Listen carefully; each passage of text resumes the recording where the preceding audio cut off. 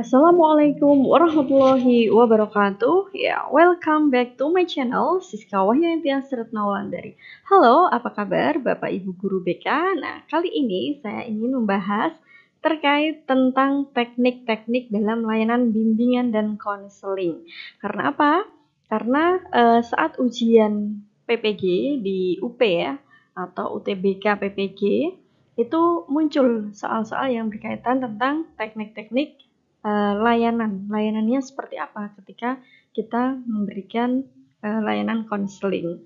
Nah, oke. Sebelumnya, bagi Bapak Ibu Guru BK yang belum klik tombol subscribe, silakan untuk klik terlebih dahulu dan juga aktifkan loncengnya agar selalu mendapatkan notif dari saya saat upload video-video berikutnya.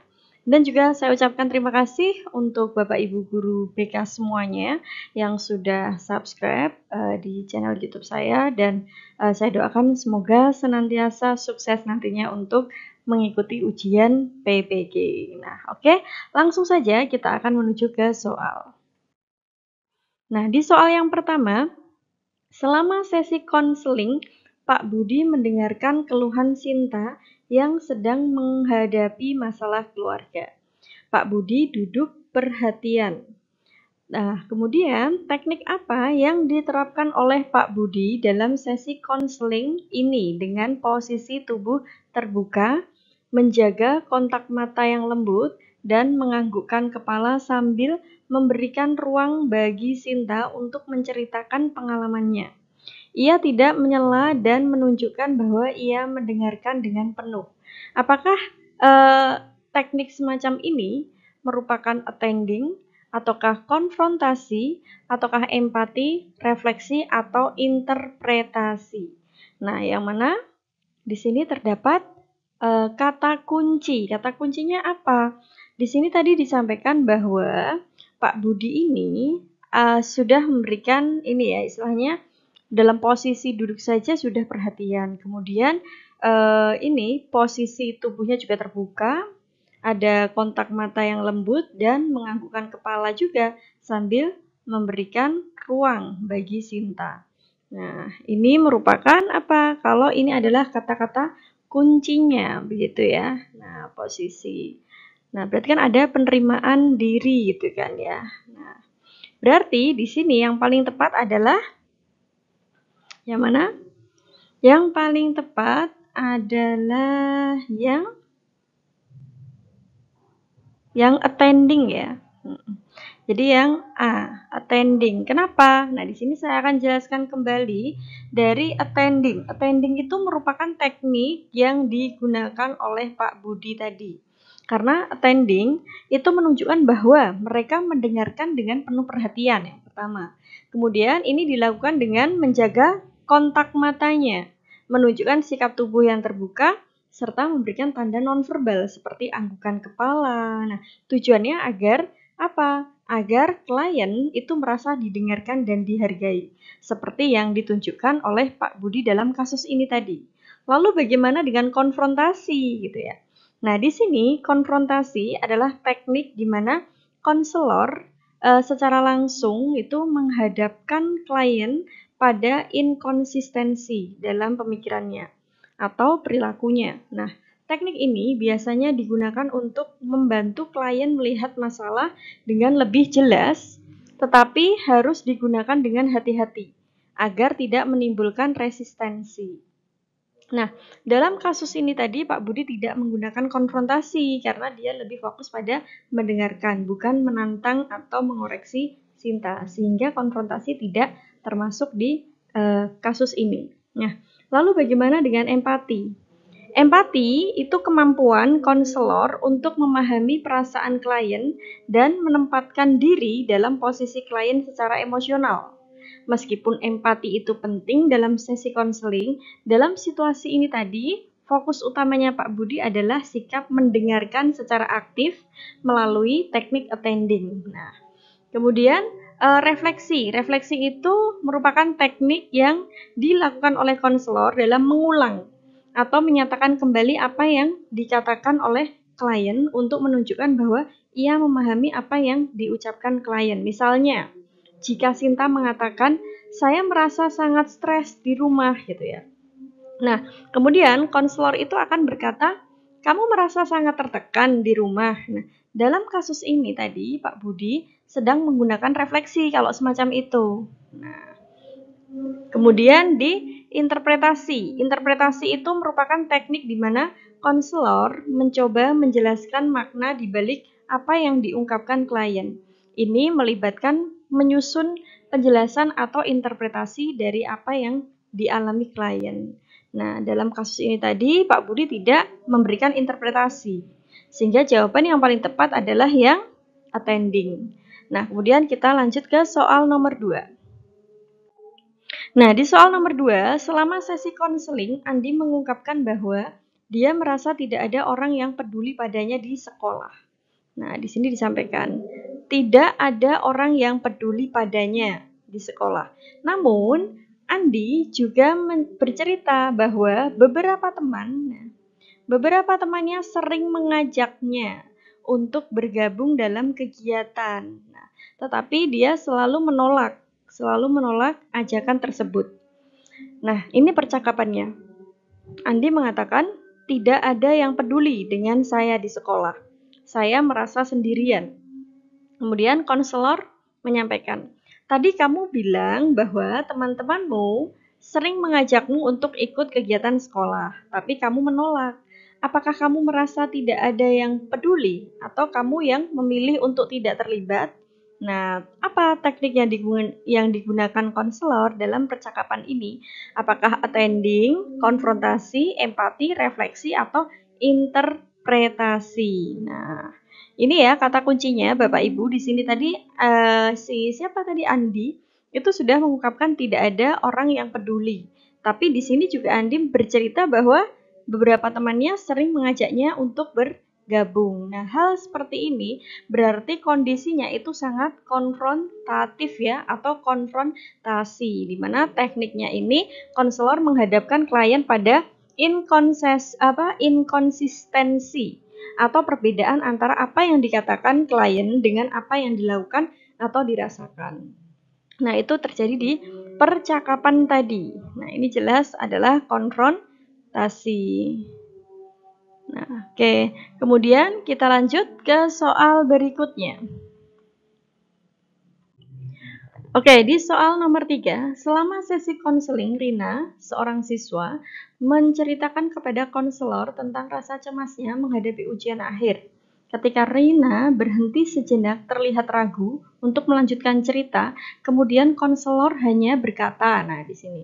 Kemudian konselor hanya berkata, gitu, sambil menganggukkan kepala dan juga memberikan senyuman. Nah, memberikan sinyal bahwa Rina bisa terus melanjutkan ceritanya. Pertanyaannya adalah, teknik apa yang digunakan oleh konselor dalam percakapan ini? Apakah attending, dorongan minimal, atau konfrontasi, empati, atau parafrase? Jelas ya, di sini sangat jelas sekali bahwa dengan kata-kata ini tadi, Rina, nah Rina bisa terus melanjutkan ceritanya.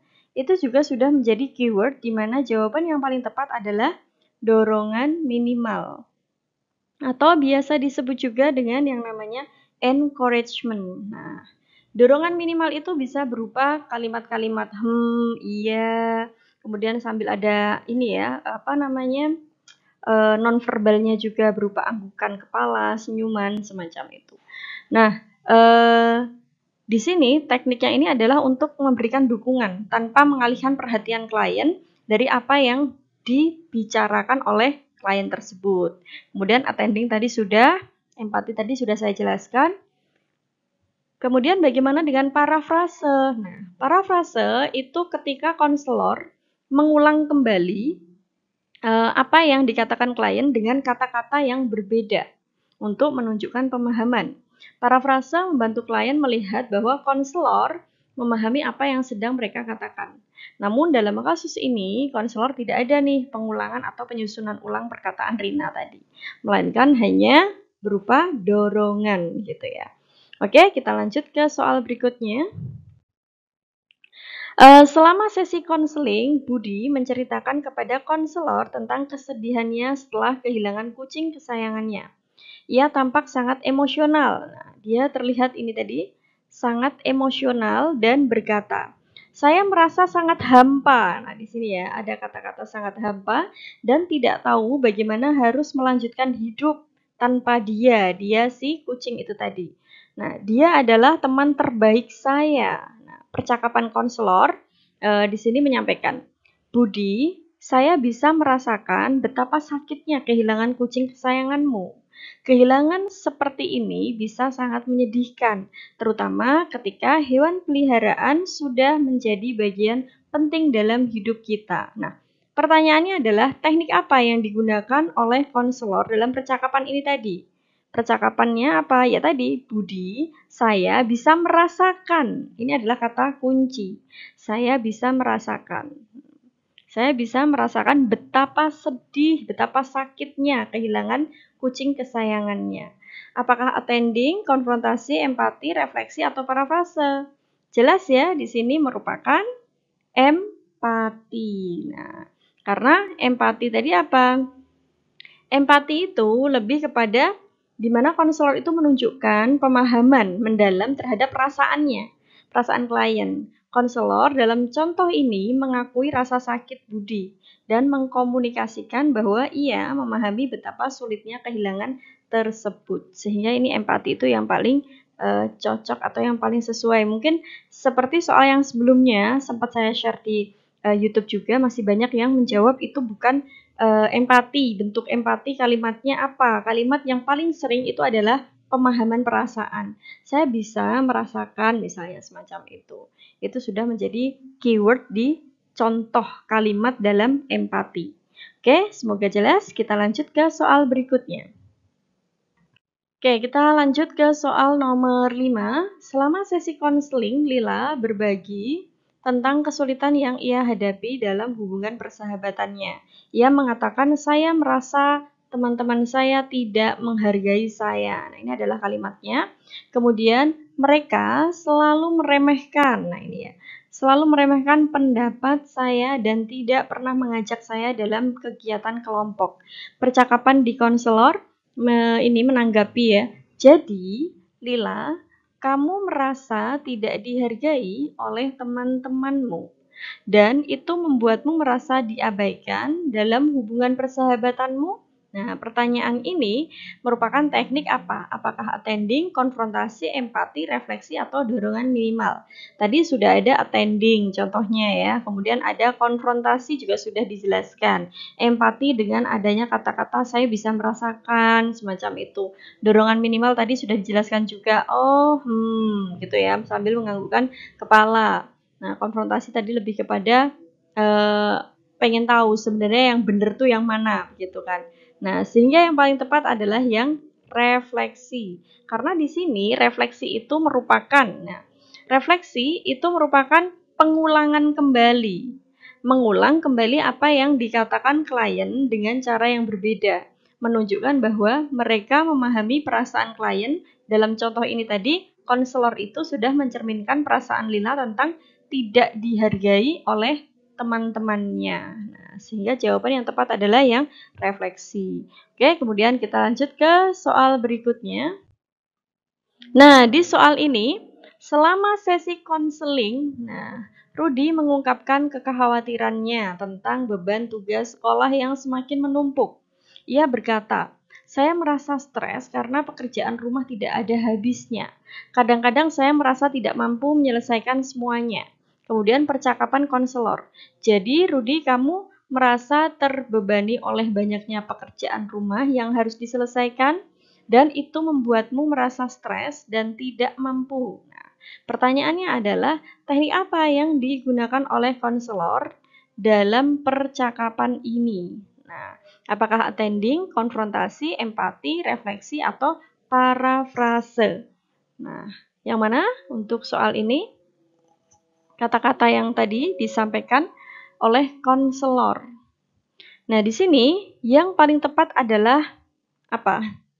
Oke, saya jelaskan dulu untuk yang attending. Attending itu teknik tadi konselor menunjukkan bahwa mereka mendengarkan dengan penuh perhatian. Kemudian kalau konfrontasi tadi apa? Menunjukkan ketidaksesuaian dalam pernyataan klien. Ada dua pernyataan yang berbeda atau yang bertolak belakang. Kemudian untuk empati tadi apa? Pemahaman terhadap perasaan klien. Kemudian refleksi tadi apa? Pengulangan kembali apa yang dikatakan klien, tetapi biasanya lebih kepada secara emosional. Nah, kemudian untuk parafrase apa? Di sini teknik di mana konselor itu mengulang atau menyatakan kembali apa yang dikatakan klien dengan kata-kata yang berbeda untuk menunjukkan pemahaman. Nah, jadi silakan ini ada dua hal ya, ada pengulangan kembali sama juga dengan refleksi dan juga parafrase. Tapi perbedaannya adalah kalau di refleksi tadi lebih kepada berkaitan dengan emosinya gitu ya. Kemudian kalau parafrase itu lebih kepada menggambarkan respon konselor terhadap apa? Terhadap dari apa yang dia rasakan atau perasaannya yang disampaikan dalam kasus ini, di Rudy ini. Nah, jadi silakan jawab yang paling tepat jawabannya yang mana. Silakan. Semoga jawabannya tepat ya. Nanti langsung disampaikan di kolom komentar saja. Kita diskusi di sana. Oke, semoga dengan soal yang singkat ini bisa memberikan apa ya pemahaman terhadap teknik-teknik dalam layanan konseling. Jadi Bapak Ibu bisa memahami kalimatnya, kemudian studi kasus yang ada itu seperti apa, gitu. Semoga bisa jelas dan lebih siap nanti saat ujian, gitu. Oke, silakan bisa dijawab di kolom komentar dan juga bisa melanjutkan juga melihat di video-video saya yang lainnya untuk menambah persiapan Bapak Ibu dalam ujian PPG. Oke, saya rasa itu saja. Sekian. Terima kasih. Thank you very much for your nice attention and don't forget for like, comment, and subscribe. Sekian. Wassalamualaikum warahmatullahi wabarakatuh.